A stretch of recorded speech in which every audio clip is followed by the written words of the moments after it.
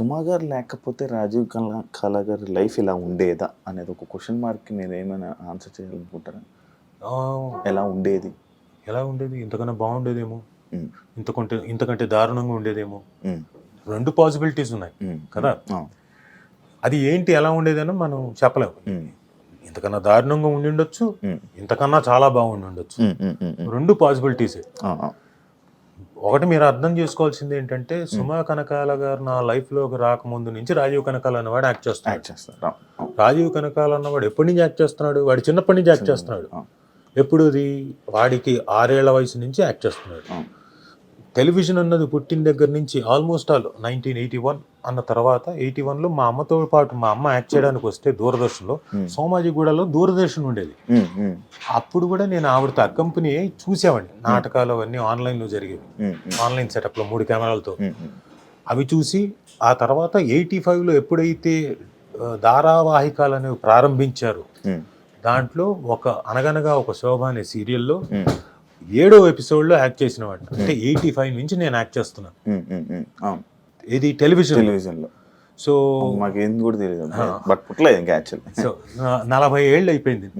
So నా జీవితం నేను చేస్తూనే ఉన్నాను, నేను ఎక్కడా ఆగలేదు. అప్పటి నుంచి ఇప్పటిదాకా చేస్తూనే చచ్చు పుచ్చు వచ్చిందో, చిన్న సినిమానో పెద్ద సినిమానో, వాట్ ఎవర్ ఇట్ ఈస్, మంచి సినిమానో మంచి క్యారెక్టరు చెడ్డ క్యారెక్టరు, ఐ డెంట్ స్టాప్. నాకు ఇక్కడ లేదు అని లేదు. చిన్నప్పటి నుంచి మా నాన్న మాకు ఓన్ ప్రొడక్షన్ ఉండేది.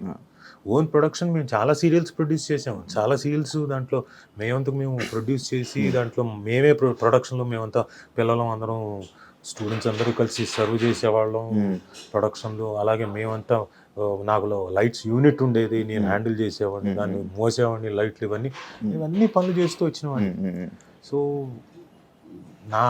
నా స్పాన్ వేరే స్పాన్. నా యాక్చువల్గా నా జోన్ వేరు. నా తాలూకు నేచర్ కానివ్వండి, నా ప్రదేశం కానివ్వండి, అంతా వేరు. నాదంతా ఎంతసేపు ఇన్స్టిట్యూటు, మాకు యాక్టింగ్ ఇదే గోల. మాకు స్కూల్ అయిపోయి వస్తే నేను యాక్టింగ్ క్లాసుల్లోనే ఉండేవాడిని. ఏదైనా ప్రొడక్షన్ జరిగితే అది మానేసి ఈ పనుల్లోనే ఉండేవాడిని. So that is totally different. మీకు సుమా గారు గొడవలు అవుతాయా? ఎందుకో చాలా బ్రహ్మాండంగా జరుగుతాయి. అవ్వకపోతే ఇంట్రెస్టింగ్గా ఉండదు. ఎప్పుడైనా భేదాభిప్రాయాలు వస్తూనే ఉంటాయి. అది ఇది చిన్న సందర్భాలే, చిన్న సందర్భాలు అన్నీ పెద్దవి కాదు, పెద్ద మ్యాటర్లు కాదు. కొన్నిసార్లు కొన్ని ఎలిమెంట్స్లో కొంచెం అది పెద్దది అవుతుంది తప్ప పెద్ద మ్యాటర్లు కాదు. పెద్ద మ్యాటర్లే అసలు మా మధ్యన అంతగా అసలు పట్టించుకోం. చిన్నవే అవి సడన్గా. జీవితం డబ్బు ఉంటే చాలా హ్యాపీగా గడిపేయచ్చు అని అంటుంటారు కదా. లైఫ్ అని గొడవలు ఏం అవసరం లేదు, తప్పదే. ఏది డబ్బు ఉంటే చాలా హ్యాపీగా ఉంటుంది లైఫ్. డబ్బు పెరిగే కొద్దీ గొడవలు ఎక్కువ అవుతాయి, అది చూస్తుండే. అదేంటన్నా? అవును, డబ్బు మీకు వచ్చే కొద్దీ బాగా పెరుగుతుంటుంది. ఎందుకంటే మనం కొన్నిసార్లు దుబారా ఖర్చు పెడతాం, లేకపోతే ఇది ఖర్చు పెట్టకూడని చోట ఖర్చు పెట్టేస్తాం, లేకపోతే డబ్బులు ఎక్కువ వచ్చేసాగా కాబట్టి వ్యసనాలకు వెళ్ళిపోతాం, లేదా మనకి ఎక్కువ అయిపోయింది కాబట్టి మనకు ఇంట్లో వాళ్ళకి చెప్పకుండా ఎవరికో ఒకళ్ళకి మనకు నచ్చిన వాళ్ళకి దానాలు చేసేస్తాం. ఇవన్నీ చాలా డిస్టర్బెన్స్లు తీసుకొస్తాయి. డబ్బులు ఎక్కువ అయ్యాక అంతేగా. లేనప్పుడు మీరు ఇవేమీ చేయలేరు. ఉన్న దాంట్లో గంజో లేకపోతే చిన్న ఒక కూరతో రైస్ తిన్నాము, ఇవేగా పెట్టుకుంటారు. పెరిగే కొద్ది ప్రాబ్లమ్స్ వస్తాయి. అది నిజమే యాక్చువల్లీ. అందుకే మిడిల్ క్లాస్ లైఫ్ చాలా బెటర్ లైఫ్. అందుకని మీరు హోమ్ టౌన్ చూడండి, చాలా బాగా ఎంజాయ్ చేస్తారు. మిడిల్ క్లాస్ ఫ్యామిలీ ఆ చిన్న ఆనందాలు, ఫుడ్ కోసం ఫాదర్ మదర్ కష్టపడేది చిన్నది, ఎక్కువ కాదు. ఫుడ్ దగ్గర ఆ పిల్లల్ని చదివించి ఇంకో చోటికి ఎక్కడికో పంపించాలనే ఆనందం, వాళ్ళకేదో ఎల్ఐసి కట్టడంలో చిన్నది, అది ఎక్కువ మొత్తం డబ్బులు మొత్తం ఇవే చిన్న ఆనందాలు. ఇవన్నీ ఎంత బాగుంటాయి. ఒకసారి హోమ్ టౌన్ చూస్తే అర్థమవుతుంది.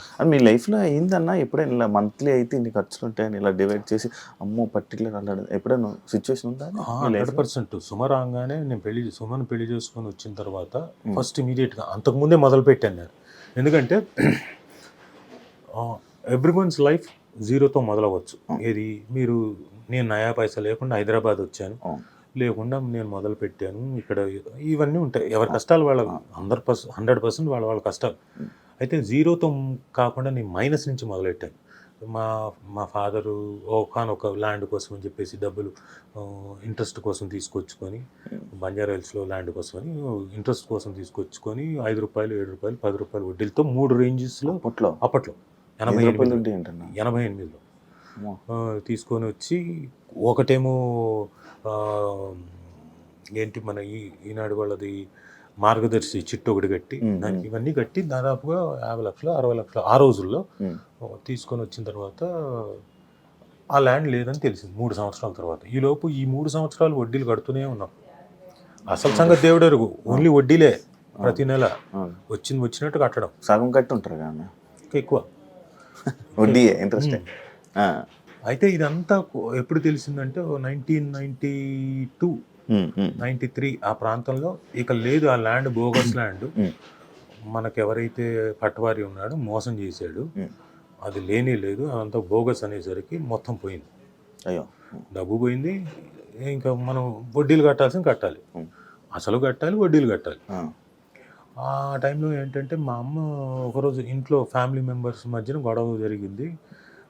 నేను ఎక్కడో నువ్వు ఫోన్ చేసింది, రే జరుగుతాం గొడవ అంటే నేను ఇంటికి వచ్చాను, ఫాదర్ మీదకి ఎవరో మీదకి రాకపోతే చంపేస్తాను ఒక్కొక్కరిని మాట్లాడేమో అయిపోయింది.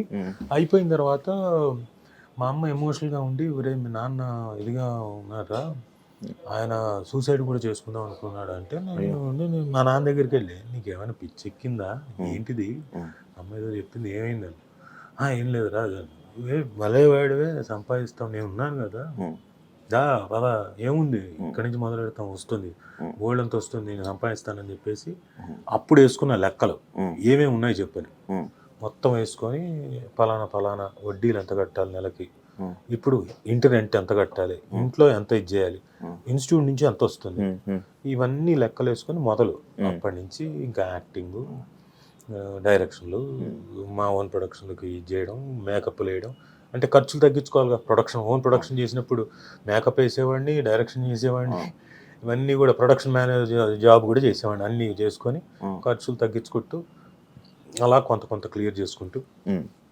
సుమ వచ్చిన తర్వాత ఆవిడ కూడా జాయిన్ అయ్యి ఆవిడకి కూడా చెప్పి ఇదిగో నా ప్రాబ్లమ్స్ ఇవి ఉన్నాయి, అప్పటికి ఆల్మోస్ట్ అది సగం అయిపోయింది. ఈవిడ వచ్చింది ఈజీగా ఉన్నాయంటే ఆవిడ కూడా జాయిన్ అయ్యి మిగతా ఆవిడ నేను కలిసాం కాబట్టి ఆ మిగతా సగంలో కూడా పాల్పంచుకొని క్లియర్ చేసుకుంటూ వచ్చి మెల్లగా జీరో నుంచి కొంచెం ప్లస్లోకి వచ్చి లైఫ్ అలా హ్యాపీగా ముందుకు సాగిస్తుంది. అలా బబుల్ గమ్ మూవీకి ఎంత బడ్జెట్ అయింది, ఎంత లాస్ అయ్యారు ఏమన్నా అబ్బాయి సినిమా?